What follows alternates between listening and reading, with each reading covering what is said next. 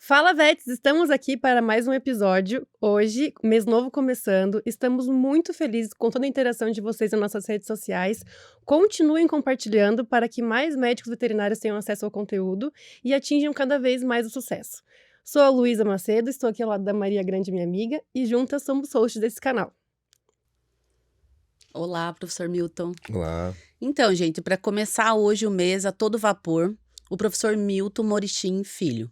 O professor Milton fez graduação em residência na Unesp em Botucatu, mestrado em cirurgia pela Federal do Paraná, tem especialização em ortopedia e neurologia, é responsável pelo serviço de ortopedia, neurologia e neurocirurgia do Hospital Animal Clínica, é sócio fundador do perfil do Instagram @Sativa Saúde Animal e atua com terapia canabinoide desde 2016.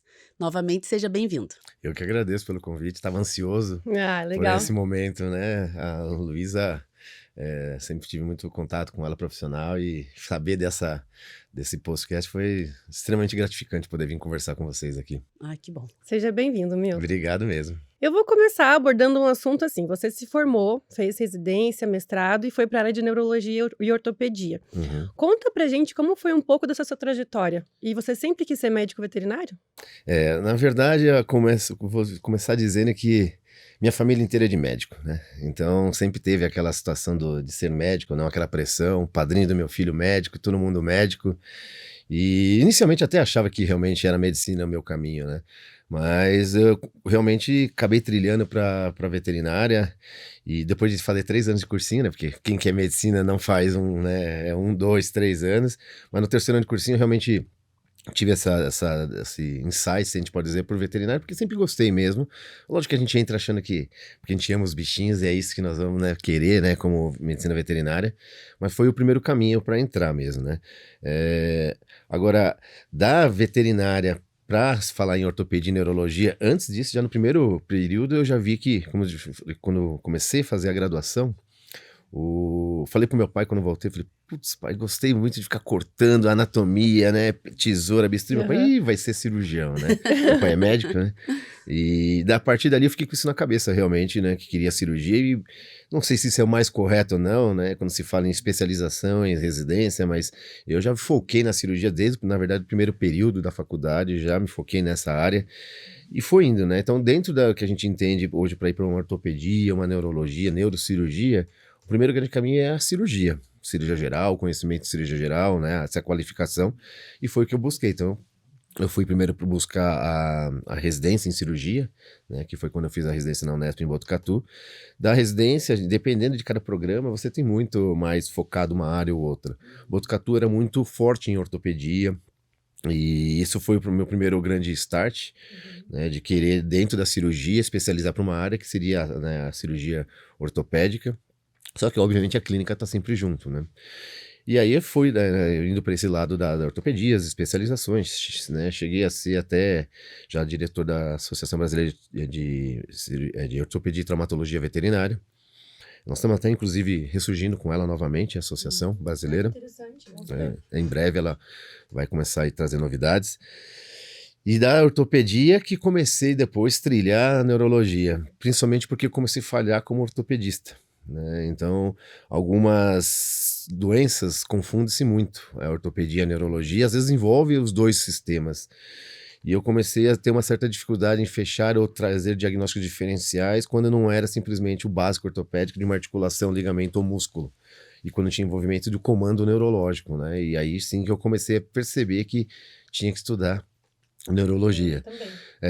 Na minha residência já tinha esse programa. E eu agradeço muito a Carolina Stanislau, que foi a minha R+, que eu falo, que foi ela que me despertou para neurologia, porque eu era R1 dela, e eu era R2 da cirurgia de Botucatu, que conduzia a parte de neurocirurgia, e eu não tinha muito interesse, na verdade, na neuroclínica, que tinha, obviamente, para saber a neurocirurgia.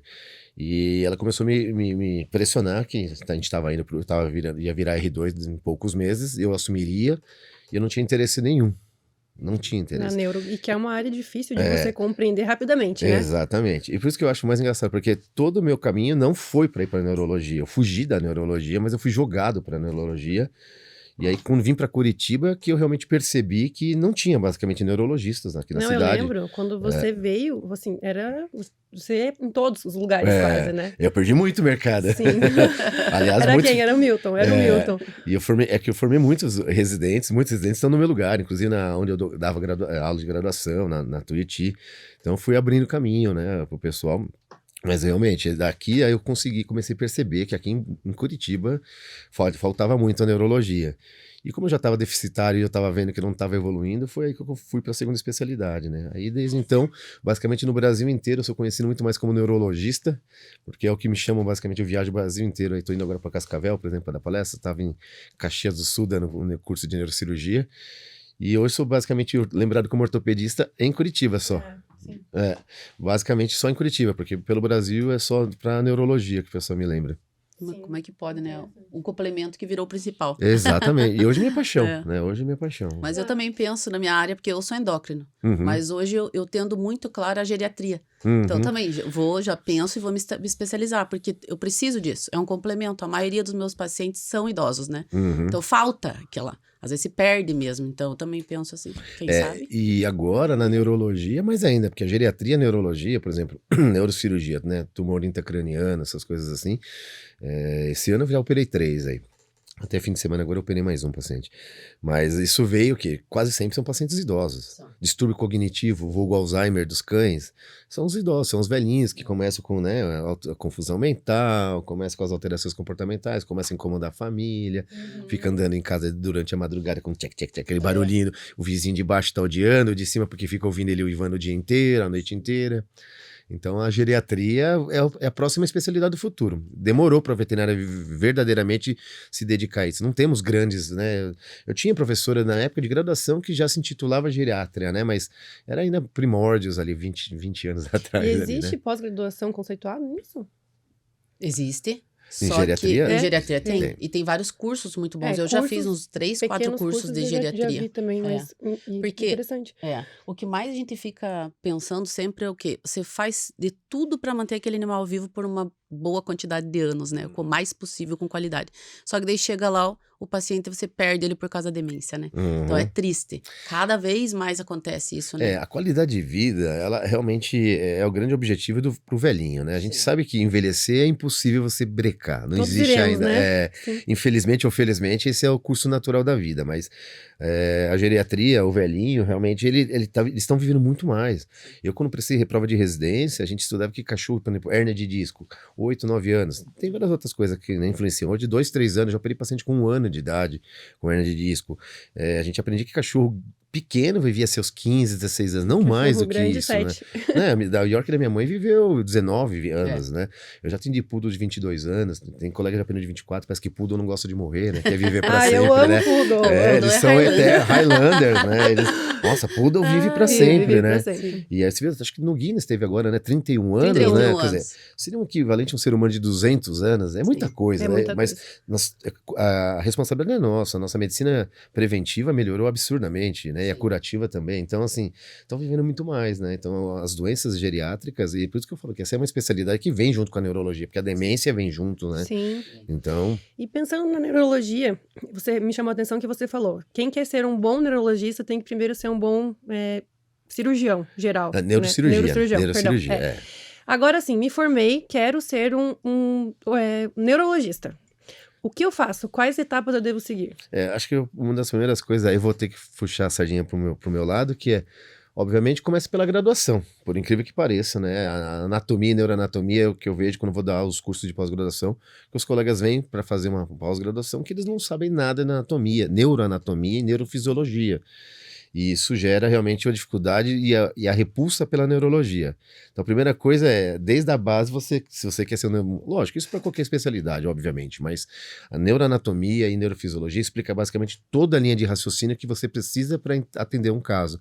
Então, acho que essa seria a primeira coisa. Mas, feita a graduação, eu diria, aí por que puxar a sardinha?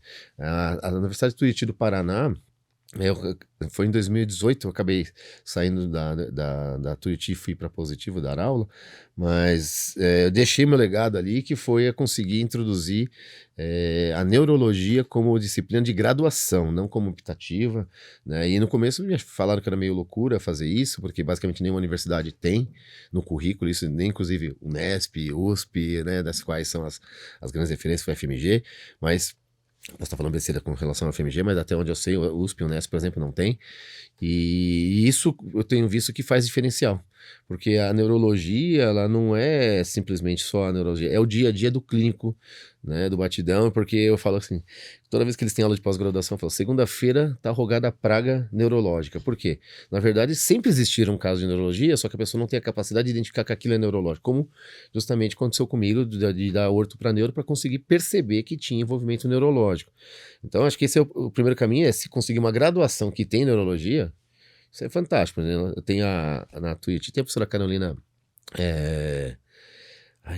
Lakovics, ela foi minha residente, né, ela se encantou pela neurologia, hoje ela atua na neurologia e ela assumiu quando eu saí a disciplina de neurologia lá.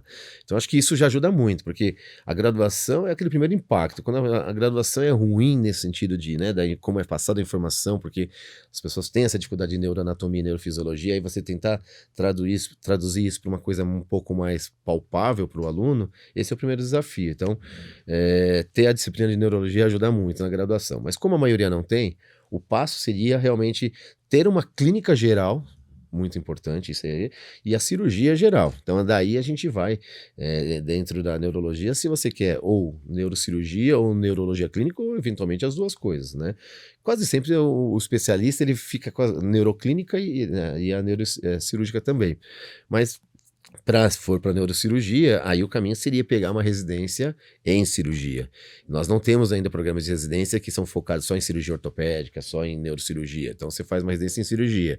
E aí vale a pena a dica, de novo, de procurar no programa de residência quem seriam seus preceptores, né? Então, se você tem preceptores que trabalham ou são reconhecidos na área de ortopedia, neurologia, obviamente esse programa vai ser muito mais jogado para isso.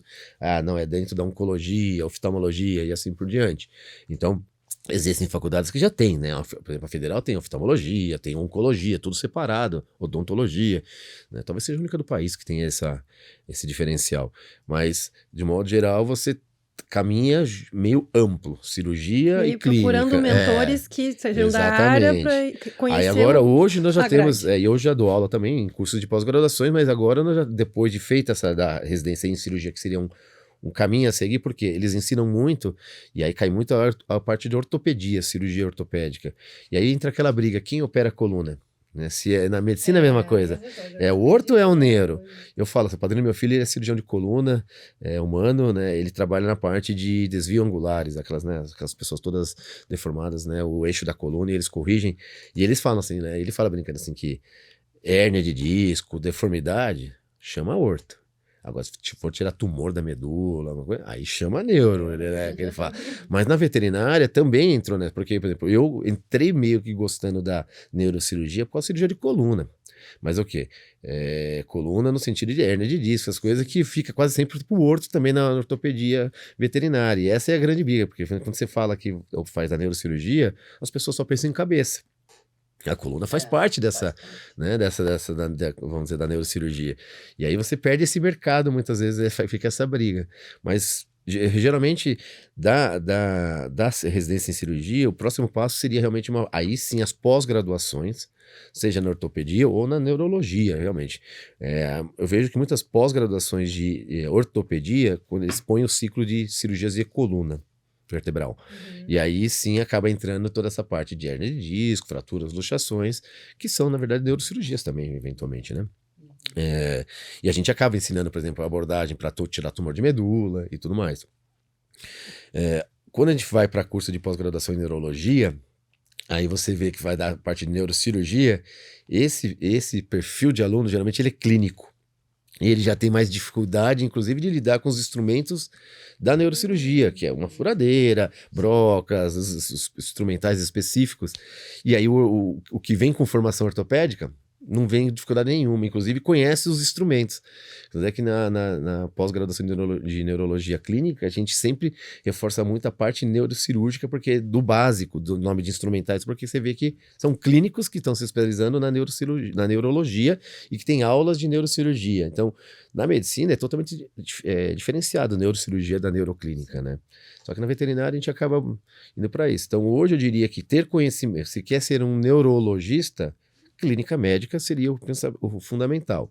Neurocirurgião, eu diria que ter conhecimento em cirurgia geral, base, né? Cirurgia geral e cirurgia ortopédica ajuda bastante. Me perguntaram isso, inclusive, esse fim de semana, né? O que precisava para virar um neurocirurgião? Eu falei, primeiro, se dedicar a estudar muito, porque a medicina se fala aí no neurocirurgião, entre graduação, a residência, tudo em pelo menos 12 anos, mais ou menos, para o cara, né, se intitular ou poder prestar uma prova de título em neurocirurgia, coisa que ainda na veterinária também não temos. Então, especialista de verdade em neurologia, nós não temos. A BNV, que é a Associação Brasileira de Neurologia Veterinária, está se movimentando com outras associações, junto a conselhos, para regulamentar provas de titulação.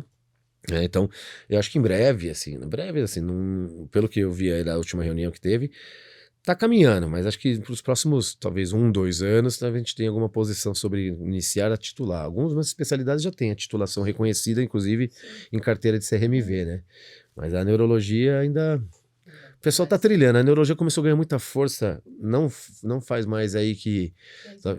por aí. Principalmente de 2016 para 2017, o professor Ronaldo Casimiro da Costa ali, ressurgiu com eu acho que ele foi ele foi um marco, né? Eu falei, realmente.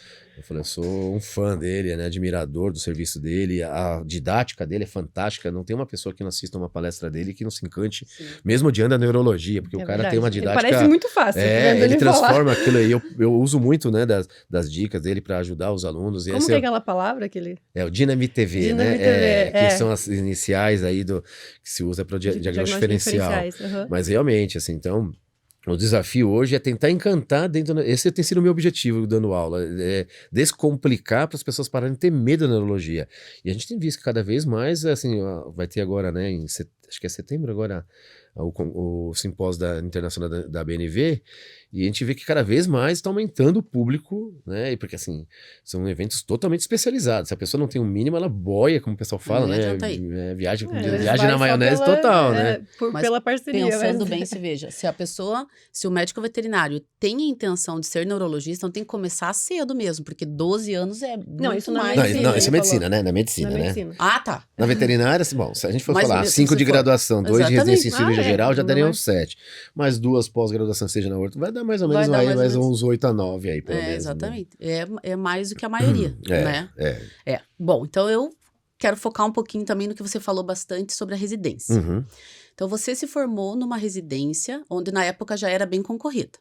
Na época era a primeira do Brasil de cirurgia, mais concorrida do Brasil. Então, hoje a gente percebe que muitos alunos, eles estão um pouco desestimulados a prestar a residência por causa do número pequeno de vagas e também por não ter cursado a universidade no mesmo local. Você acha que por você ter cursado a faculdade no mesmo local da residência, na sua opinião, te favoreceu em alguma coisa? Essa é uma das perguntas mais difíceis que você faz. Eu fui entrevistador de programa de residência durante muitos anos na Tuiuti, selecionando residentes. Por isso que eu fiz essa pergunta. E uma das coisas que é mais difícil é quando você percebe como funciona o sistema, né? Em que, por exemplo, agora provavelmente não são números desatualizados, mas o professor Felipe Volco talvez até ele ficou bem mais envolvido com o conselho de programa de residência, ele trabalhou muito, e na época eu era residente quando ele visitou Botucatu pela reconhecimento e certificação. O programa da Unesp Botucatu é um dos mais antigos do Brasil, se não me engano, com mais de 30 e poucos anos. Só que o que acontece é que o programa de residência, ele tem as suas falhas que vão desde a quantidade de tempo dedicado, por exemplo, se é 1, 2, 3 anos de programa de residência, né? E o principal é como trazer essa oportunidade para os alunos, porque antigamente existia uma limitação do tempo de formado que você poderia prestar.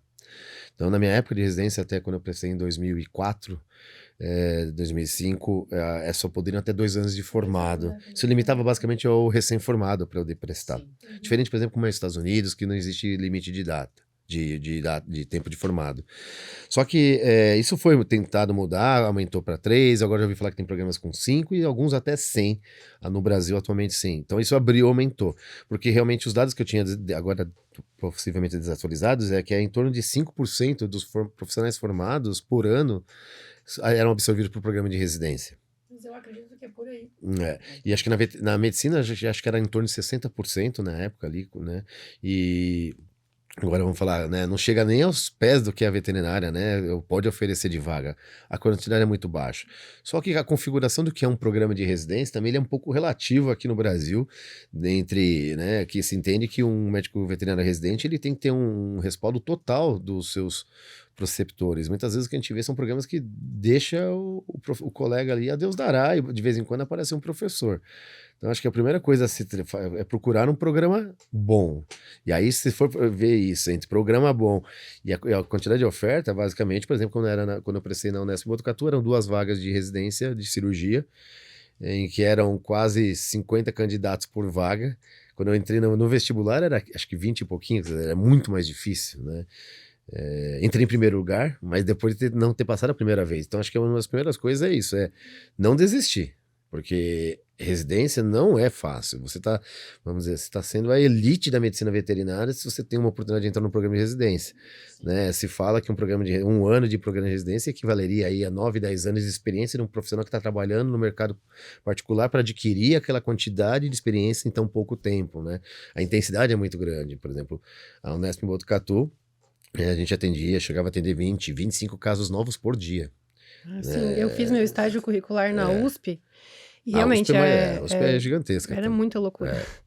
Então, assim, acho que essa é a ideia realmente, primeiro seria, para quem quer uma residência, é buscar isso, né? Buscar esse programa. E aí dali é entender como funciona o sistema.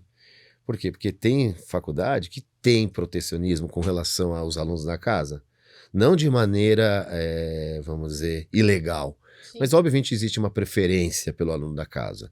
Ou por aqueles que são conhecidos pela casa. Então, e que são bons, né, professor? Exatamente. Isso que eu estava conversando com a Luísa ontem. Não quer dizer que o favorecimento seja alguma coisa ilegal. Uhum. E sim você conhecer desde...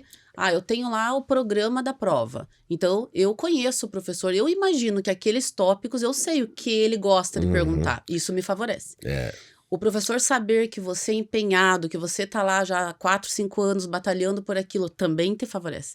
Do que chegar alguém que você não conheça. Então, nesse fato, eu acho que é um pouco melhora um pouco pro candidato. Por isso que a gente, mas tem que ser bom. Por isso que a gente recomenda, né, fazer estágio no local que você pretende. Agora, se você quer, você tem que ser visto. Você tem que ser conhecido, pelo menos. Exatamente. Não tem como você... Né? É muito difícil, né? Conheço pessoas, assim, que sem você conhecer a pessoa entrar, né? É um papel, né? Aí... O papel, ele fala uma certa quantidade de informações, mas e aí? Como é que é a personalidade dessa pessoa? Aí a interação humana, interpessoal, isso é um desafio. Aí vem da entrevista, né? E ele fala, durante meus anos entrevistando... Eu prestei quando ele era banco e ele não me passou. Eu não acredito numa coisa dessa. Juro. E você ainda convidou? Não sei. Olha, vou repensar. Vamos repensar, hein? Prefiro dizer que não fui eu que passei, é que ela que não teve oportunidade, porque eram muitos candidatos bons ao mesmo tempo. Olha só, me tirou pra ruim. Não, falei que eram muitos bons ao mesmo tempo. Não disse que você não é. Tô zoando, mas assim, foi bom. As portas se abriram pra mim. E assim, que eu falo, não desistam se vocês não passarem, alguma outra coisa boa vai aparecer. Olha, eu posso dar o meu exemplo, né? Eu fui um exemplo daquilo que eu falei, desde o primeiro ano, eu me dediquei à cirurgia. Professores me criticavam, porque eu era cirurgia de pequenas, como falavam, né? Desde sempre. Não tinha plano B nem para programa de residência. Ou eu passava na Unesp, mas não passava. Era isso que eu queria e acabou. E, obviamente, no primeiro ano, não passei. Por quê? Porque era muita gente, né? São excelentes candidatos. E aí você realmente entra naquela frustração. Para mim acabou tudo. Eu já entrei um pouco mais velho, eu fiz 3 anos de cursinho, então já vi aquilo como... bom, agora eu vou ter que trabalhar, família japonesa, aquela coisa, meu pai já estava me seguindo porque queria que eu fosse médico, né? Mas aí foi a hora que ele falou, bom, se você quer, tenta mais uma vez, né? Que eu falei, te ajudo ainda. E os professores da Unesp sentiram ali que tinha potencial, e aí que é o conhecer, né? Eles falaram assim, ó, nunca entrou, por exemplo, no programa de residência em Botucatu um repetente, por exemplo, que tinha DDP, por exemplo. Eu fui um dos primeiros ali que consegui me dedicando. Eu fiquei 1 ano, basicamente, depois de formado ali, né, mostrando ali, né, tentando provar meu valor, mas é a prova que define. Sim, mas eu lembro quando aconteceu isso, você ainda conversou comigo. Você falou, não desista, é só a primeira vez.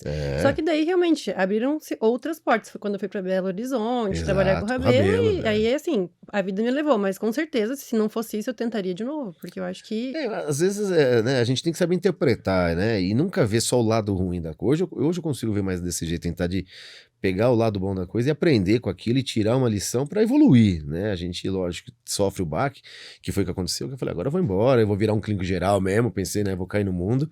E aí tiveram as pessoas que apostaram em mim, de verdade, né? Minhas orientadoras, a professora Sheila Rau, o professor Joaquim, a professora Valéria, foram fundamentais, o professor Carlinhos, né, de Botucatu, todos eles foram fundamentais na minha vida, que apostaram em mim, né? Então, acho que essa é a coisa que a gente fala, que tem que fazer estágio, tem que ser conhecido, senão fica difícil mesmo, né? Eu, na minha turma lá em Canoinhas, um prestou para residência, eu fiz também, não passei. Daí o Dani prestou na Federal e ele também, ele não era conhecido e ele passou. Ele fez e depois, acho que fez e daí prorrogou ainda a data. Então, ele é um dos únicos que eu sei também. E ele não veio para cá para fazer, ele foi para São Paulo fazer um estudo sobre leptospirose no estágio dele, e daí veio para cá e prestou a residência e passou. Não, tem que insistir, não é uma coisa. Eu falei, nós estamos falando, talvez, se tiver ampliado as vagas, não mais que 10% do mercado, quer dizer, é elitizado, são para poucos, né, o acesso, não porque não é bom, né?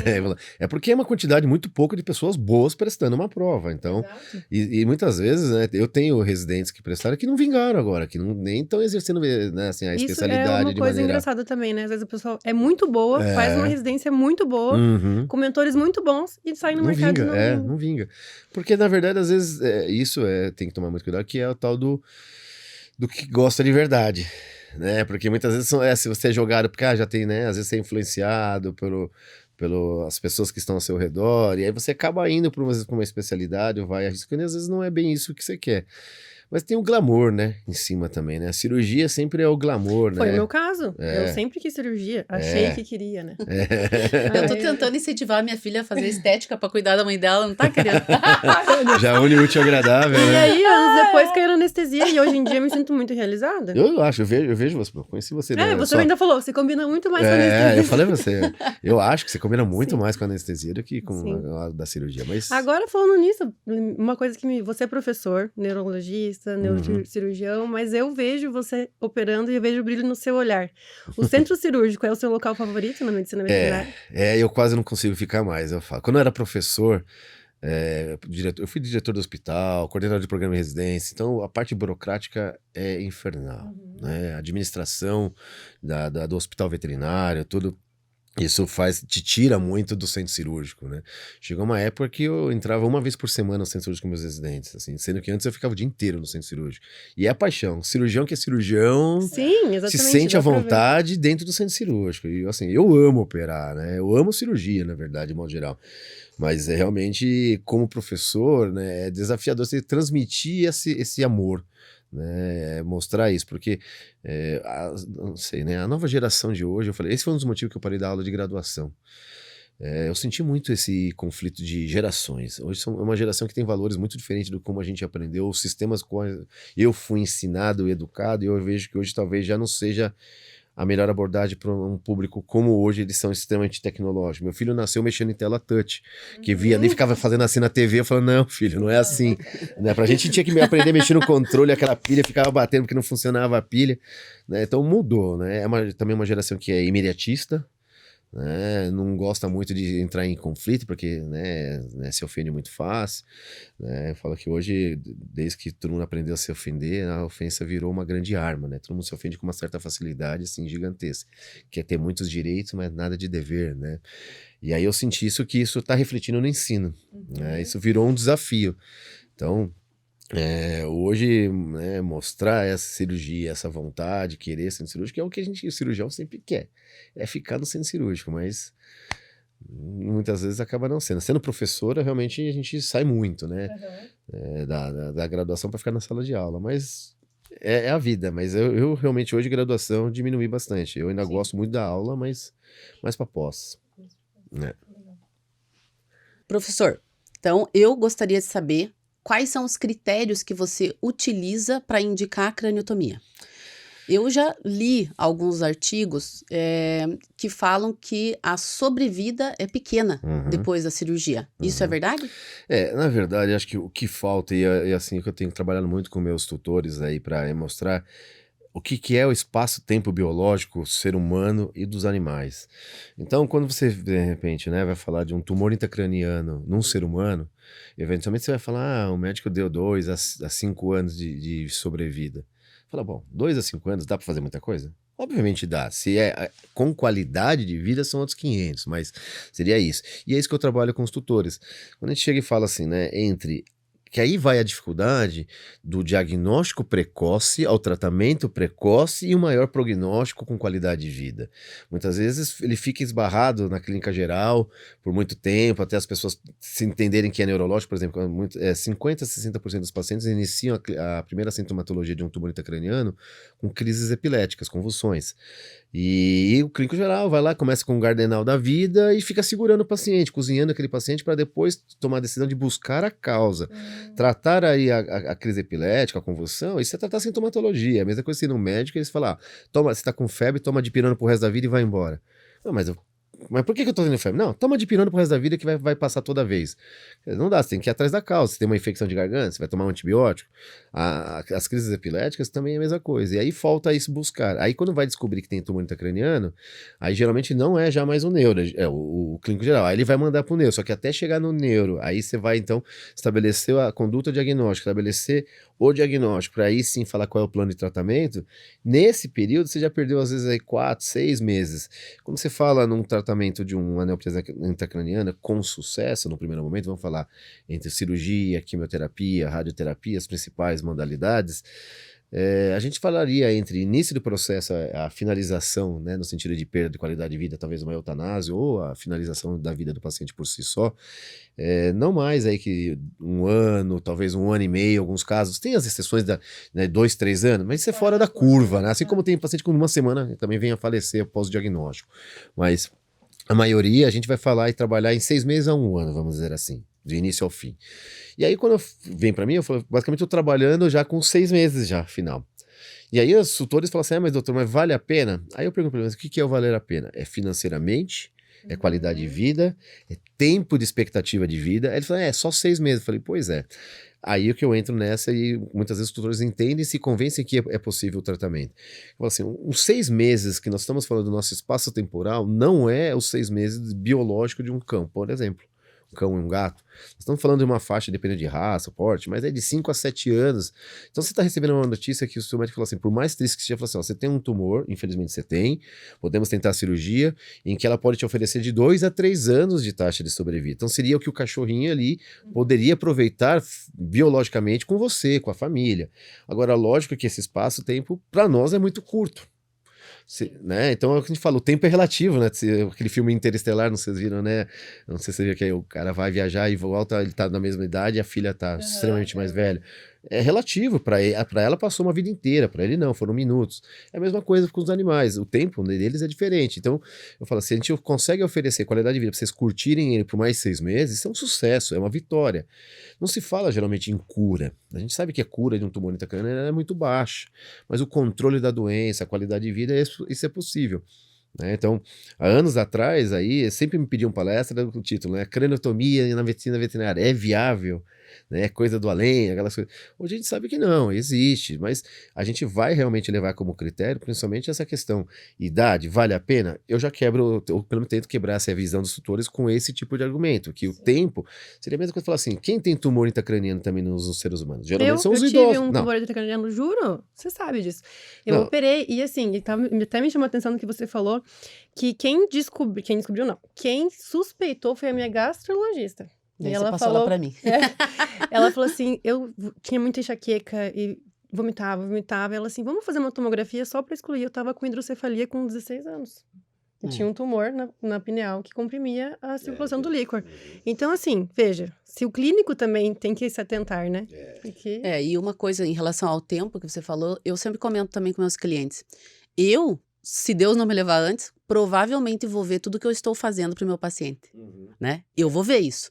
Porque a vida dele dura 18, 20, 22 anos. O que eu com certeza imagino que eu vou poder ver. Agora, um médico, às vezes, que trata uma pessoa que vai viver 80, 100 anos no nosso mesmo tempo, não vai ver o que aconteceu.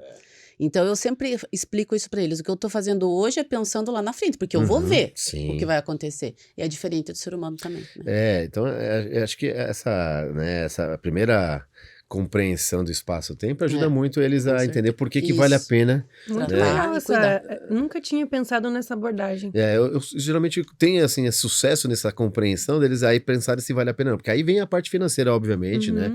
Neurocirurgia, com certeza, é a área mais cara da medicina, né, da cirurgia veterinária.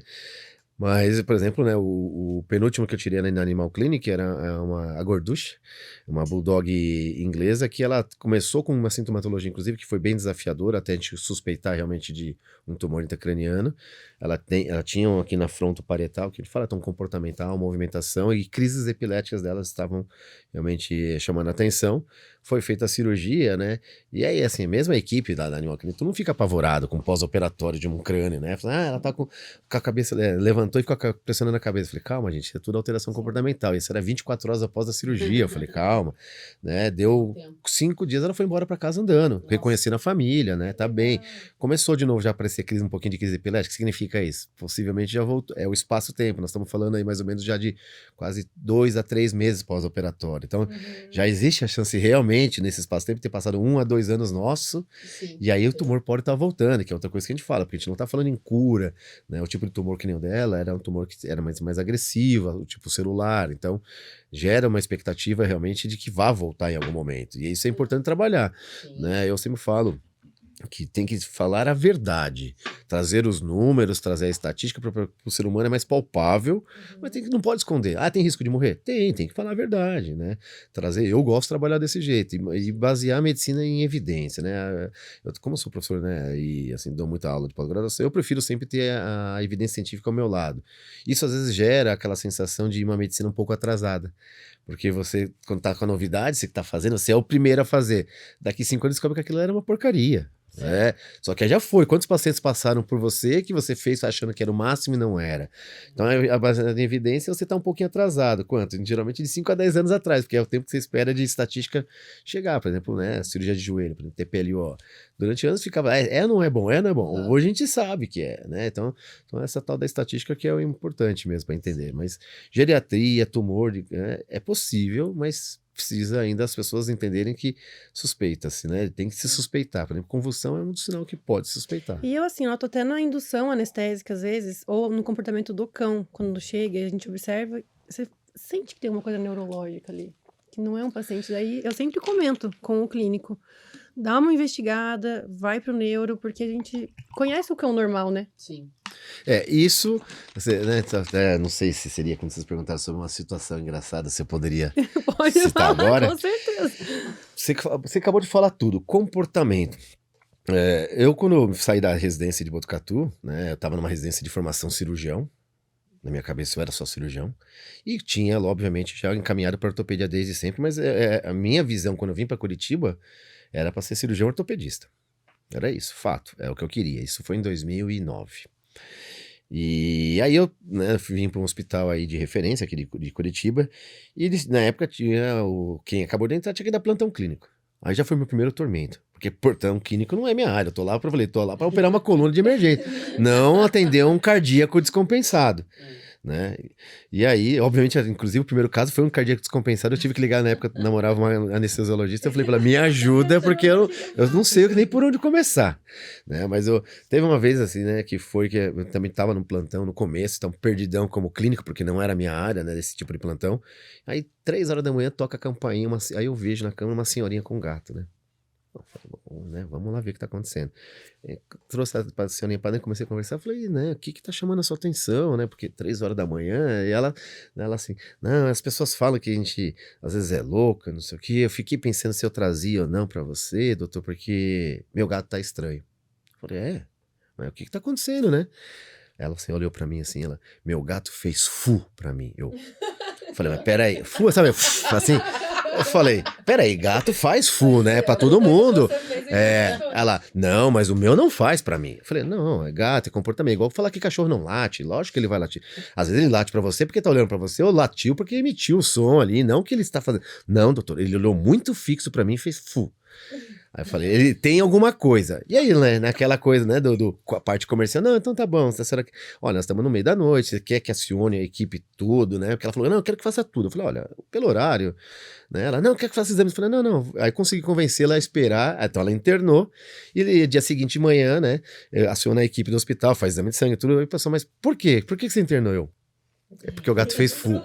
Aí o pessoal, não, você tá me zoando. Eu falei, não, gente, comercial, a tutora quis, tá se sentindo incomodada, uma senhora, ela tava assustada com o gato dela. Ok, reviraram o gato, obviamente nada. Foi liberado, conversei com a tutora, né? Falei, ok, fui pra lá, observa. Parece destino, eu fiz o que eu só que é engraçado, né? Uns 3 meses depois, eu lá no bendito plantão clínico do mesmo hospital, lá de madrugada, adivinha, toca a campainha de novo. E aí eu, no que eu olho, a senhorinha de novo. Aí eu com o mesmo gato. Aí eu abri a porta e falei, ele fez fu de novo? Ela, não, doutor, ele fez 2 vezes fu pra mim. Aí eu falei, não, verdade. E ela trouxe, falou assim, não, ele fez 2 vezes, doutor, não tá normal. Acho que ela queria ver você. Então, eu falei, acho que quer bater papo, né? A gente vê, às vezes tem gente que quer bater papo, não tem o que fazer. Eu achei realmente que fosse esse distúrbio da tutora. Eu falei, ela que é louca, né? Eu falo, brinca, tutor de gato, a gente fala brincando, né? Eu falei, eu já tive gato, eu falo, mas quem tem mais de 2, eu falo, não é normal, eu falo brincando. Eu já tive e cheguei a ter 2 também.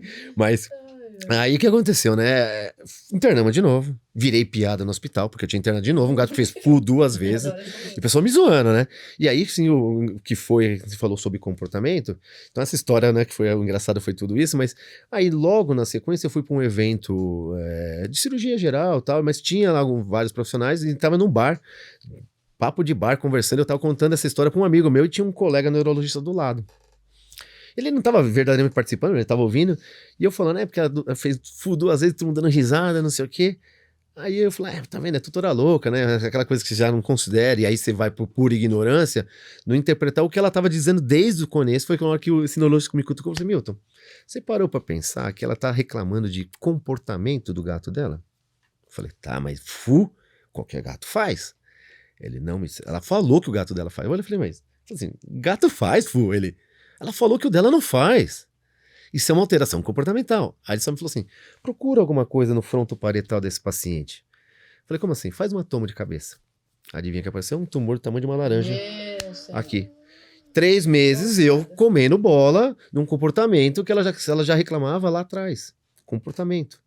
Então, eu falei assim, foi engraçado nessa situação, porque ela veio falando futo, não me zoando, mas na verdade era uma alteração comportamental. Isso fez eu ascender para a neurologia. Eu fiquei muito interessado pela neurologia nessa área, e a neuroclínica, que aí depois virou a neurocirúrgica, que aí eu comecei. Eu só não entendi, falei, eu quero tirar um tumor da cabeça, mas não sei como é que é sintoma, não sei identificar um paciente que precisa dessa cirurgia. Eu já tratei parecido com isso, não era fu e era um cachorro. Mas também fazia plantão noturno e uma senhora chegou e falou pra mim, falou assim, Maria, alguma coisa tá errada. Eu não sei te dizer o quê. Ele não vomita, ele não tá com diarreia, mas eu cheguei em casa, ele não veio me receber. Ele só me olhou. Ela disse, ele tem 12 anos e há 12 anos eu chego em casa e ele vem me receber na porta. Alguma coisa tá errada. Só que eu ainda não consegui perceber. Palpei tudo, fiz de tudo, então eu preciso que você investigue. E realmente o cachorro tinha também, se eu não me engano, mas era problema gastrointestinal que ainda não tinha aparecido. O cachorro tava com uma dor já horrível e tal, mas ainda não tinha, ela já tinha percebido antes. Então eu sempre falo, tem que observar, porque se o proprietário chegou a vir de madrugada, é porque realmente, claro que tem as exceções, né? Não, tem, mas assim, eles conhecem, né, o pet deles. Então, Com assim, certeza. se ele percebeu isso, eu falo, acreditem, eu falo isso para meus alunos, acreditem, porque realmente o comportamento vem dali, do conhecimento de quem tá no dia a dia, sabe as manias, eles têm a sua personalidade, não tem como negar eles não isso. precisam falar. Exatamente. Eu acho que a gente fala, a gente cuida de quem não fala, assim, mas o proprietário não precisa o animal falar, ele já entende, né? O que tá atento aí. Outra coisa que eu queria falar, para não se perder aqui, para depois a gente seguir no nosso próximo assunto, é sobre a radioterapia. Você tem já alguma experiência com a radioterapia? E eu vi que você falou, eu não entendi direito, mas você acha que a expectativa de vida com a rádio e com a crânio é a mesma ou não? Não, assim, olhando a informação de literatura, se você for ver, inclusive, conduta mais de Estados Unidos e Europa, a radioterapia é a primeira opção comparada até à neurocirurgia, ou eventualmente as terapias combinadas, né? A quimioterapia é que realmente mostra menos eficácia ou baixíssima eficácia comparada à rádio e à cirurgia. Seja a rádio ou a cirurgia, elas também inicialmente não se falam verdadeiramente em cura, né? Aí vai da dificuldade da radioterapia no Brasil, que é o custo agregado em cima dessa terapia, que o que nós temos de opção aqui no Brasil. Aí eu realmente não tenho informação correta, se não me engano, nós temos dois serviços apenas no Brasil, que é no Rio de Janeiro e em São Paulo, e que me falaram que fica na casa de 25 a 30 mil reais um tratamento completo, né, os protocolos. Aí não sei realmente, mas eu sei que é bem alto o valor agregado, né, e que aí, assim, mesmo tendo, né, a terapia instituída, vai muito de quando diagnosticou, se foi precoce ou não, qual é o tipo de tumor, localização. Então a gente sabe que tumores mais craniais, frontocraniais, eles são mais tratáveis e com melhor prognóstico do que são na região occipital, caudal. Então, existe essas situações, por exemplo, tumores na base encéfalica, nem pineal, na veterinária nós ainda estamos aprendendo ainda a tratar cirurgicamente melhor, né? Já temos transferência nodal, temos neuronavegação, o professor Richard Filgueiras de Brasília, acho que talvez, a gente vira e mexe, acontecia da gente dar palestra juntos sobre crânio, mas ele, assim, de uma época para frente, ele deu uma disparada com o uso de tecnologia, acesso de ponta, hoje ele trabalha com neuronavegação, dá curso de neurocirurgia avançada, então, assim, tá evoluindo muito mais, mas a radioterapia para essas regiões, por exemplo, onde era tumor de base encéfala, ela era a grande opção. A chamada citorredução era uma coisa que se cogitava muito. Hoje já tem a radioterapia estereotástica, que é aquelas que trabalham em terceira dimensão e que vão basicamente bombardear aquela massa de maneira extremamente focada e sem causar lesões às células adjacentes. E aí vem de CyberKnarf e outras tecnologias que ajudam a fazer a retirada do tumor com maior margem. Tudo isso é questão de ter acesso à tecnologia, que geralmente aqui no Brasil, basicamente, a gente não tem, né? Eu mesmo estando em universidade não tinha e não tenho até hoje. Eu ainda trabalho mais no microscópio e na lupa, não trabalho com radioterapia, infelizmente, porque a maioria dos tutores, quando eu cogito como primeira opção, a maioria refuga em valor de custo, que aí... eu perguntei, eu encaminhei um paciente. Você conseguiu encaminhar um? Encaminhei um, Ele terminou a semana passada, foram 10 sessões, daí Seriadas, o que dificulta, isso, em dias alternados, o que dificulta, eu estava comentando ontem, é o seguinte, o proprietário tem que ficar lá, quase 30 dias em São Paulo. Lá custa só fora a consulta, fora o mapeamento que eles fazem uma semana antes, só as 10 sessões, 18 mil reais. Fora o local que a pessoa tem que ficar lá o mês todo. Então, eu consegui indicar um paciente com macroadenoma. Então, é o que eu digo, antes a gente não diagnosticava, porque às vezes eu às vezes não pegava muito, agora que tem a ressonância e até, sabe, é uma coisa que eu não indicava, agora eu comecei a indicar em alguns sinais também que começou a me acender a luz. E eu já peguei 2 macroadenomas e esse macroadenoma ela foi e terminou agora. Então, e eles são bem lá didáticos com a gente, explicam e ligam. Então, agora vamos ver como é que vai ser o daqui pra frente, né? Porque eu também não tenho nenhuma experiência. Então, aí você vai ver deslocamento, estadia do tutor, ou talvez o tempo de serviço que ele não vai poder se dedicar, ou seja, isso tudo entra pra conta, né? O deles, pelo que eu entendi, deu certo porque eles trabalham home office. Então, isso facilitou muito, porque se é uma pessoa que tem um trabalho aqui, ou coincide com a época de férias, ou senão a pessoa não tem, às vezes, como. Acha alguém para acompanhar o paciente. Isso. Também é uma opção. E não podemos esquecer que mesmo fazendo tudo isso, a expectativa não é grande, né? Então, a radioterapia realmente, experiência eu tenho baixíssima em função da falta de adesão financeira de quando eu indico, né? Então, realmente, infelizmente, minha experiência é quase zero, basicamente, com radioterapia. Também. Com meus pacientes, né? Sim. Bom, então vamos seguir adiante. Mudando um pouquinho agora o nosso tema, eu sei que você está envolvido em um projeto inovador, até meio que polêmico, que é o uso da cannabis em animais, certo? Eu queria que você explicasse pra gente qual que é a diferença da planta maconha utilizada por nós seres humanos, por nós. Deixa minha mãe ver eu falar um negócio desse, ela me mata. só generalizei. Pelos seres humanos como recreação Uhum. e a planta utilizada para fins terapêuticos nos animais. Esse é um momento que eu agradeço muito pela oportunidade de poder aí abrir um pouquinho a cabeça ao tentar, né, trazer essa de abrir a mente das pessoas com relação a justamente essa pergunta que você fez, que é a diferença do que se chama terapia canabinoide. Para alguns, quando se fala em terapia canabinoide, se refere apenas maconha. Para outros, apenas drogas, coisas ilícitas, né? A primeira coisa é que terapia canabinoide refere-se aos chamados canabinoides. Canabinoides são substâncias que nós temos, inclusive, produzidas para o nosso corpo mesmo, são os endocannabinoides, e temos aí também os fitocannabinoides, que são produzidos por várias plantas, inclusive não apenas maconha. Eu não tenho certeza agora se foi uma universidade do Rio de Janeiro agora publicou um trabalho de uma planta brasileira que descobriram que tem mais fitocannabinoide que a própria maconha, e aí não é ilegal. Porque simplesmente não é a maconha. Entendeu? É a mesma substância, é o mesmo efeito, mas não é a maconha. Aí vai até a hipocrisia da situação como está acontecendo. Mas, enfim, essas substâncias todas, elas têm o objetivo de trazer o que a gente chama de homeostase do sistema endocannabinoide. Que esse sistema é o que a gente entende que antigamente achava-se quem manda no corpo. É o sistema nervoso. A gente achava que ele era o chefe de tudo. E descobriu-se que mesmo o sistema nervoso, quimicamente falando, ali nas fendas sinápticas, nós estamos falando de neurotransmissão, é ali que esses endocannabinoides vão atuar, fazendo com que ocorra a despolarização das células, ou seja, que ocorra o estímulo elétrico, ou seja, o funcionamento do sistema nervoso, e liberações, por exemplo, de liberação hormonal. Tem toda a estimulação neuroendócrina para ocorrer a liberação hormonal. E é isso que o sistema de canabinoide faz. Ele corrige ou ele arruma, né, todo esse sistema, ou seja, todos os sistemas. Feita essa observação, aí vem, por exemplo, a diferença do que a gente fala como cannabis sativa.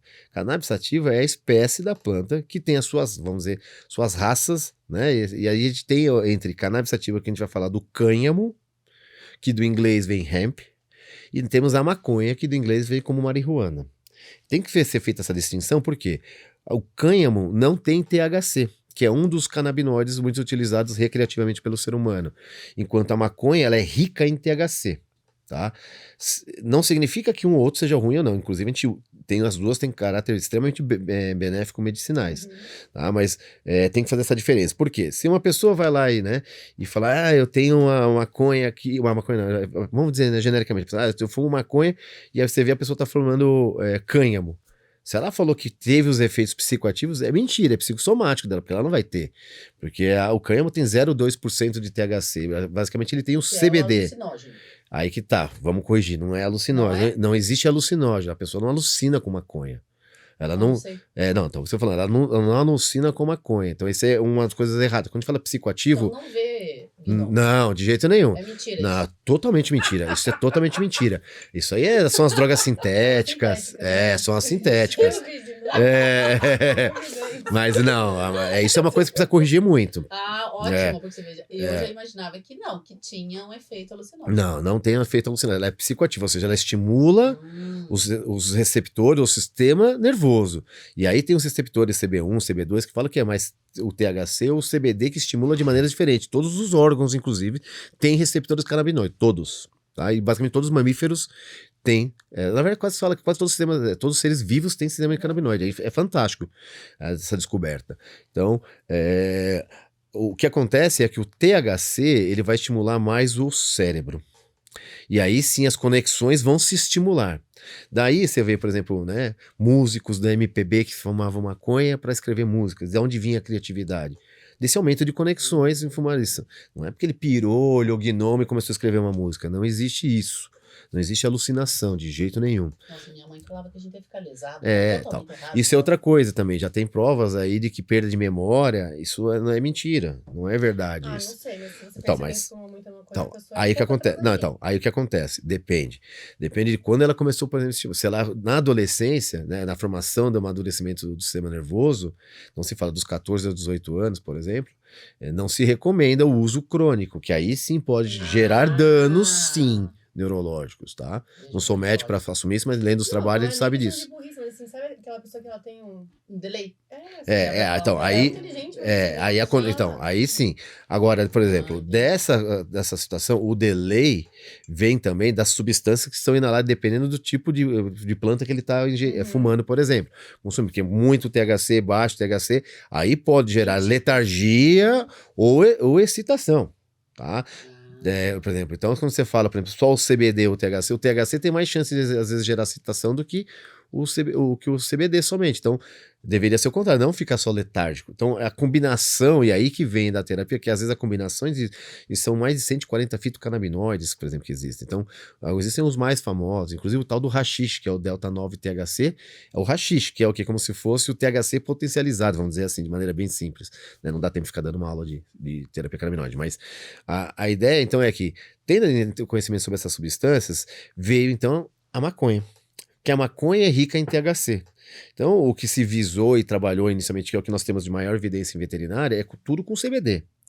Então, o CBD, ele tem seus efeitos antipiléticos, tudo isso que surgiu, distúrbios cognitivos, ou seja, doenças neurodegenerativas, ajuda muito, síndromes de tremores, né? Então, por exemplo, eu uso muito com meus pacientes com Alzheimer dos cães, né? O distúrbio cognitivo, melhora muito, você traz, o velhinho volta a interagir, né? Só que você tem que saber usar as proporcionalidades dessas substâncias. Então, aí que tá o segredo da terapia canabinoide, que é a personalização do tratamento. Daí você conhece a diferença entre maconha e hemp, é maconha e cânhamo, ou hemp e marihuana. E aí fala assim, por exemplo, mas meu cachorro pode ficar intoxicado doidão? Não. Por CBD, não.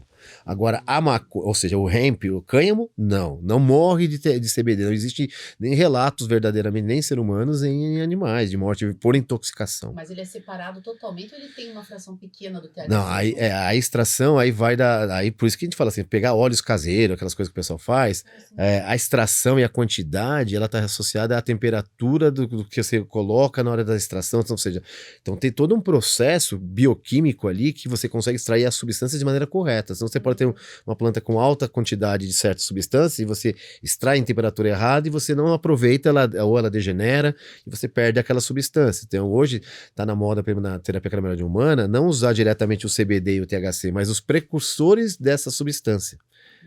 Então, assim, já tem, realmente, tá muito mais avançado. Então, ter esse conhecimento em CBD e THC faz toda a diferença. Mas, assim, na veterinária, se você, por exemplo, prescreveu, onde que eu vou ter acesso? Eu sou proprietária, eu vou comprar na internet, tem uma loja física, é manipulado. Tá, assim, também eu vou falar assim, né, sem grande conhecimento jurídico, porque não sou da área, mas o que acontece é que, realmente, a regulamentação de administração, né, e comercialização de produto, regulamentação, vem pelo Ministério da Agricultura, pelo MAPA, para nós na veterinária, e a Anvisa pela Humana. A Anvisa já regulamentou na Humana, até que já temos acho que 17 medicamentos à base de terapia canabinoide em farmácia, SUS de São Paulo, Rio de Janeiro, Paraná, já, acho que não, Rio de Janeiro não sei, mas São Paulo e Paraná sim, já, né, no SUS. E na veterinária? Na veterinária, nós estamos ainda num limbo jurídico, verdadeiramente. Nosso conselho de ética, nosso código de ética, aliás, nos permite prescrever qualquer medicação, desde que a gente saiba os efeitos sobre o paciente e assuma as responsabilidades, seja ela baseada em informação técnica ou não, né? Obviamente que não vai querer fazer curandeirismo sem ter uma informação técnica. Eu, como baseio em medicina e trabalho, né, na evidência desde 2016, mas o que é importante, né, nessa concepção da terapia é realmente ajustar a terapia pro paciente. Então, CBD, THC, tudo isso, conseguir, toda vez que você fala em THC, para a justiça, para a polícia, é maconha. A maconha intoxica animal? Sim, a maconha, né, tem alguns relatos de até óbito de gato, cães, com maconha, ou seja, quando tem alto THC, por ingestão acidental, seja o que for. Então, o que nós temos hoje de liberação? A princípio, inclusive, existe um conflito judicial entre nosso código de ética, lei de drogas, o que a ONU classifica como droga, né, as classes, e a maconha está numa classe, por exemplo, colocada junto com cocaína. A gente sabe que não tem nada a ver esse nível de periculosidade, né? Inclusive porque não vicia quimicamente. Maconha quimicamente não vicia. Psicologicamente é outra coisa, né? A dependência psicológica, mas quimicamente não. Então, quando se fala em THC, isso dificulta o acesso. E aí o que acontece? A lei permite-se, atual, como está pela Anvisa, ela permite que você importe um produto à base de CBD se o país de origem que está exportando tem a regulamentação correta. Você vai lá, pede e vem pelo correio. Mas você não pode plantar, extrair ou comercializar aqui no Brasil. Só que aí o STF, junto com as ONGs, primeiras ONGs começaram, e alguns CPFs, mães que tinham filhos, não sei o que, começaram a brigar, começou a chegar nas altas instâncias, e aí começou a sair a jurisprudência para plantio, extração e comercialização de algumas associações. E aí o que a gente tem feito é isso, se filia a associação para ter acesso ao óleo de CBD, que é o óleo que vem na tintura, né? Que a tintura que vem diluída em óleo, que é geralmente óleo de coco, azeite ou girassol. Então hoje a gente trabalha muito mais com as associações. E antes vinha tudo pelo correio. Agora o correio também resolveu dar chilicar e falar que não vai mais transportar óleo de CBD. Então a gente está com essa dificuldade, inclusive, de transporte. Mas a ideia seria, para nós da veterinária, seria ou importando, né, ou realmente fazendo o uso dessas associações que são regulamentadas já com jurisprudência, né? Tem alguma associação no Paraná? Eu sei que tem Temos, Santa Catarina, né? Na verdade, tem no Brasil, tem mais de 30 já aí, né? Tá. No Paraná, aqui em Curitiba, tem uma Rara Group. Inclusive, eu trabalho bastante com eles. Eles são um pouquinho diferentes, eles já têm regulamentação até para exportação Europa, tudo, né? Mas temos aí o Mahara Group aqui em Curitiba, mas temos aí a veterinária entrando, né? Inclusive, as parcerias começaram a surgir. Eu vou fazer a citação ao Canalab, né? Então, o Canalab é um laboratório que está trazendo aí 2 ou 3 versões de óleos para medicina veterinária, vindo exportado dos Estados Unidos. A Vert, não sei se eu tô falando, eu não poderia estar falando, mas mas pode, porque eles vieram me procurar também, tá? E aí, né, que tá o legal que veio a informação é que provavelmente nos próximos meses aí, veterinários e dentistas vão poder também fazer a prescrição, vai estar regulamentando isso. E a Vert já me procurou porque eles estão para lançar também um produto deles também. Então nós vamos ter versões veterinárias brasileiro e aí, assim, acabou. Acabou a frescura. Você E a Teresa Fosson é dona da Canapete? Ah, é? Aquela do livro de cirurgia. A Teresa Fosson? Aham. Isso eu não sabia. Nem sei quem é a Teresa Tá Fosson. fumando muita maconha. Mentira, uma pegadinha, tá aqui, ó. Teresa Fosson eu não sabia, não. Sim. É? Aham. É dono. Bom, brincadeiras à parte, né? Então vamos voltar pro foco. Eu tenho mais algumas perguntas, porque é um assunto muito interessante. Tem algum efeito adverso? Como todo produto, quando você ingere de maneira crônica, ele vai ter seus efeitos sobre o corpo, tá? Agora, comprovação de intoxicação e sobrecarga, não. Existem alguns trabalhos mostrando um pouquinho de aumento de enzima hepáticas, mas não aquela coisa absurda, um pouquinho sobre fosfatase alcalina, eventualmente sobre a alanina transferase, mas, e aí, inclusive, ainda se relacionou muito mais ao veículo, que foi o tipo de óleo que gerou mais a sobrecarga, se era de girassol, de coco ou de azeite. Basicamente de azeite. Então, assim, inicialmente não existe contraindicação, tá? Agora, lógico, assim, contraindicação não existe efeitos adversos importantes, tá? Agora, existem efeitos que são tradicionalmente conhecidos, dependendo da quantidade de CBD e THC. Por exemplo, o pessoal brinca, chama de larica lá, a fome exagerada, a polifagia. Isso pode acontecer, tem que tomar cuidado, porque tem que controlar peso e tudo mais, né? E muitas vezes o paciente piora por um fígado, porque engordou, na verdade, tá? Sim. Mas tem a polifagia, muitas vezes a sede aumenta, a polidipsia e, consequentemente, o xixi, né? A polidipsia podem acontecer. Excitação ou sedação no início da terapia, então geralmente a gente começa uma vez ao dia, vai adaptando o paciente, geralmente após a refeição, que aí a absorção é mais lenta e mais constante do produto, mas a adaptação é por poucos dias, talvez 5, 7 dias, o paciente já está adaptado e sai dessas, às vezes, de entrar logo que toma. Isso que eu ia falar. Sim, exatamente. Exatamente. O fenobarbital também, né? Já tem que ter uma 15, 20 dias, pelo menos, de sedação exatamente. extrema pode acontecer. Eu tratei, na verdade, um paciente, porque ele já faleceu, mas que você tratava também é o meu primeiro paciente que eu peguei que fazia uso dessa terapia para diminuir a quantidade de convulsões, né? Porque só o fenobarbital já não estava dando conta. E também para disfunção cognitiva. E realmente eu vi efeito no caso dele, porque nada fazia com que ele parasse de convulsionar, mesmo com o uso de outros medicamentos, já que a gente tem no mercado, né? Então, o uso do canabinoide, do canabidiol para cães, é para analgesia, anti-inflamatório. A terapia canabinoide, assim, são coisas que ainda estão crescendo, Sim. a área de atuação, né? Durante a pandemia se estudou muito a ação anti-inflamatória respiratória do CBD em Covid, por exemplo, mostrando como ele combatia a pneumonia, a inflamação né, pulmonar. Mas assim, o que a gente já tem de evidência é principalmente controle epilético, né? Então, controle das crises epiléticas no sentido de potencializar o efeito de terapias já estabelecidas, por exemplo, fenobarbital e brometo, junto. Tá. Então, ele potencializa e pode chegar de 30% a 50% de potencialização no controle das crises.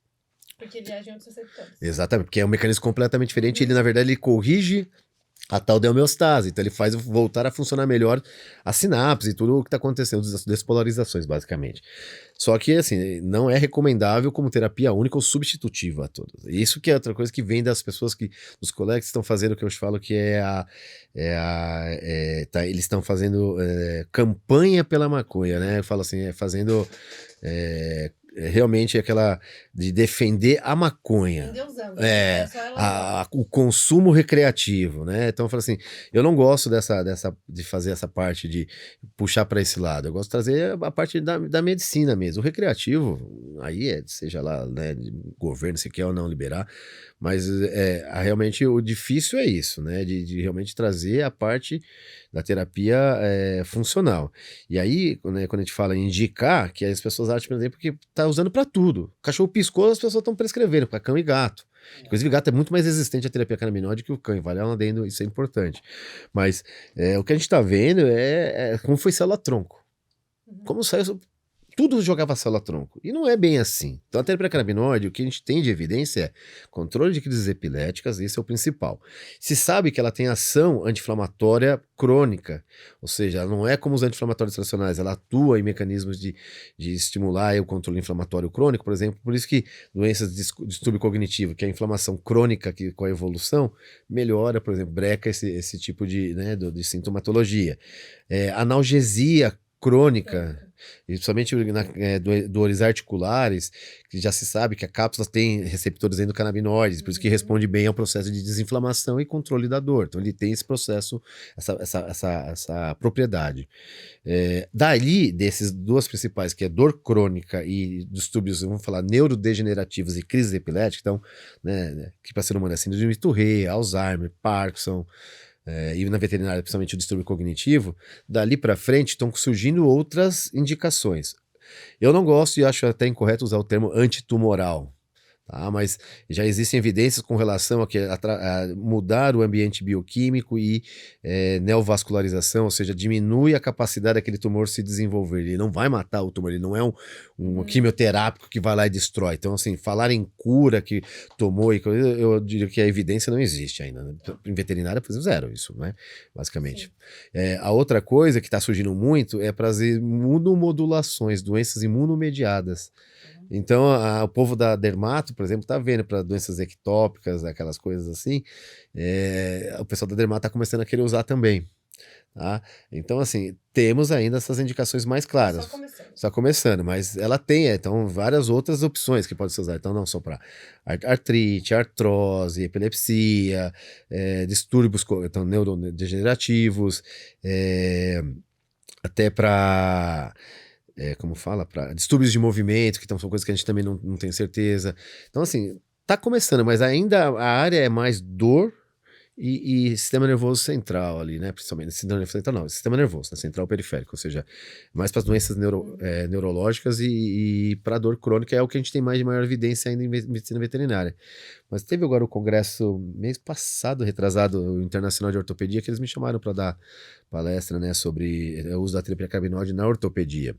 E aí, por exemplo, estudando com os trabalhos médicos, me chamou a atenção, por exemplo, aí mostrando que não é uma maravilha tudo, trabalhos humanos que pegaram pessoas que colocaram prótese, tinha de coxa femoral e de joelho, e que eram usuários recreativos constantes, diários de fumar maconha, mesmo, a maconha. Ou seja, tem THC. E esses pacientes mostraram um retardo de cicatrização óssea. Então, pode ser que realmente exista ali aquela coisa que, para cicatrização óssea, o uso contínuo, né, prévio, talvez não seja tão interessante. Ou seja, um fumante, coisa, ele fala, ó, então, assim como tem um diabético que não cicatriza, você fala, ó, se você é um uso constante, né, diário aí de maconha, pode ser que você realmente tenha uma cicatrização mais deficitária. Entendi. E só para fechar esse assunto, não sei se você quer tirar mais alguma dúvida sua, Maria. Se eu sou um veterinário e quero me atualizar sobre o assunto, existe uma pós-graduação ou cursos? Como fazer? Pós-graduações ainda não estão bem montadas. Eu tive uma aula na minha pós de anestesia sobre isso, mas foi um módulo. Exatamente, né? Geralmente, assim, existem pós que dão... O módulo já tá até bom, viu? Porque às vezes é uma aula, que nem tem algumas pós ali que eu dou só 1, 2 horas, porque o povo se interessa, sabe que eu trabalho e todo mundo me pergunta. Mas assim, pós-graduação, até onde eu saiba, não. Pós-graduação não, mas estão surgindo, já temos livros, inclusive, veterinários. Temos aí o professor Eric Amazonas, em Santa Catarina, que ele tem, inclusive, disciplina na graduação de terapia canabinoide para os alunos lá, e as optativas e tudo mais. Ele já tem livro. Tem um outro colega também que acho que tem uma literatura brasileira, que acho que saiu agora, mas realmente eu não conheço certinho essa literatura, mas temos esses livros e principalmente trabalhos. Daqui para frente, o que a gente tem ainda por enquanto são só cursos de fim de semana, né, que você vai buscando, porque na verdade isso é uma coisa que ainda, assim, teoricamente qualquer médico veterinário pode prescrever, não precisa fazer curso para prescrever. Mas é importante. A questão é justamente você saber entender por que você está prescrevendo, quando indicar, entender essa diferença entre TCBD e THC, que você pode usar inclusive as duas substâncias combinadas em proporções diferentes, né, ou até o que a gente chama de full spectrum, que são todas as substâncias que a planta, todos os fitocannabinoides que a planta tem. Então a ideia, né, é realmente trazer tudo isso junto, só que não temos ainda, né? Por isso que o meu perfil lá, o Sativa Saúde Animal, a gente tenta trazer ali as dicas ali, né, mais ou menos no dia a dia, quando indicar ou não, porque as pessoas não sabem, né? E me procuram, me pedem, inclusive, mentorias, tudo. É uma coisa que eu tô começando a cogitar mesmo, mas teoricamente qualquer colega pode prescrever, né? Qualquer médico veterinário poderia prescrever, desde que ele saiba por que ele tá prescrevendo, que aí mas aí a gente entra num dilema, né? Qualquer pessoa pode fazer uma castração. Mas, exatamente. É uma coisa muito séria. Mas não temos especialização, até onde eu sei, especializações não. Tem pessoas que se intitulam, mas não existe uma entidade. Sim. Tá, legal. Mudando agora totalmente o nosso foco, que eu só tô mudando o foco hoje. Vamos trocar o foco, Maria, deixa a gente conversar. Ai. Bom, eu queria saber se em algum momento da tua trajetória como médico veterinário até aqui, você pensou em desistir. Desistir? Olha, quando eu não passei na residência, foi um baque muito grande, assim. Eu só tinha um objetivo na vida, era ser aquilo, e aquilo realmente me fez desistir mesmo. Foi quando os professores me resgataram desse fundo de poço, porque realmente eu ia virar um veterinário medíocre, provavelmente. Então esse acho que foi um momento difícil da minha vida, mas eu diria um que também me balançou muito mais, foi quando eu fui fazer estágio obrigatório, meu segundo estágio, que era com imagem, que era ultrassom e raio-x, porque minha orientadora falou que se eu queria ser um bom cirurgião, eu tinha que saber ver os exames de imagem, né, ortopedia. E um dos profissionais que trabalhava lá realmente pegou muito no meu pé. E eu não sabia a imagem, porque eu estava justamente para querendo aprender. E esse foi o motivo porque eu comecei a estudar raio-x e ultrassom. Hoje eu não laudo, mas eu sei fazer. Porque justamente foi. Então, assim, foi um momento que eu quase desisti, mas porque eu entrei num desafio muito grande. Em vez de realmente baixar a cabeça e cair no limbo, foi a hora que eu usei isso como estímulo. Mas foi realmente no estágio obrigatório, foi o primeiro grande momento que eu pensei em desistir mesmo, de largar de raiva, de falta de inteligência emocional. Né? Agora, profissionalmente, de decepção, foi quando eu não passei na prova de residência. Quando você não passou, você falou que os teus mentores te resgataram. Uhum. E o que te fez permanecer, fora isso? Aí foi, aí eu vou falar, né, porque aí eu tinha já esse peso nas minhas costas de ser o filho mais velho, e já tá demorar mais tempo para entrar na universidade, e já precisar supostamente, né, andar pelas próprias pernas. E aí a minha orientadora conseguiu uma bolsa que poderia basicamente me sustentar ainda lá na cidade. Então, foi um financeiro nesse sentido, porque senão realmente...